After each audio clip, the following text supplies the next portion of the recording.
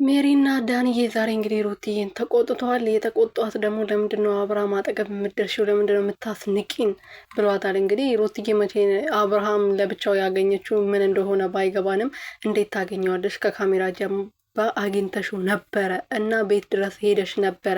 ደውሎ ነው አስቆሙልኝ፣ ወደ ቤቴ እንዳትመጣ ከልክሉልኝ ብሎ የነገረን። እንዴት እንደዚህ ታደርጊያለሽ? ራስሽን ማስንቀሽ እኛንም እንዴት ታስንቂያለሽ? በማለት እንግዲህ ሲቆጧት ነበረ። እሷ ደግሞ እኔ አልሄድኩም፣ መጀመሪያ ደውለው እሱ ነው የት ትሄጃለሽ ብሎ ሲጠይቀኝ የነበረው እንጂ እኔ አልደወልኩለትም አላገኘሁትም ብላ መልሳለች። ሰላም ሰላም ቤተሰብ እንዴት ናችሁ? ደህና ናችሁ? እኔ ያለው እግዚአብሔር ይመስገን። በያላችሁበት ሰላማችሁ ብዝት ትርፍርፍ ይበልልኝ የኔ ውድና ወርቅ እንቁ የሆናችሁ ቤተሰቦቼ። እንግዲህ ሩትዬና ሜሪ ዳኒ ዛሬ ተጣልተዋል። ጠላትን ማስደሰት የለባቸውም፣ እነሱ መጣላት የለባቸውም ብዬ ነው የማስበው። ሰው እነሱ እንዲጣሉ ነው የሚፈልገው እና እነሱ እንዲለያዩ ነው የሚፈልገው። ሩቲ ብቻውን እንድትሆን ነው የሚፈልጉት እና እንደዚህ አድርጋችሁ ጠላትን ባታስደስቱ እኔ ደስ ይለኛል።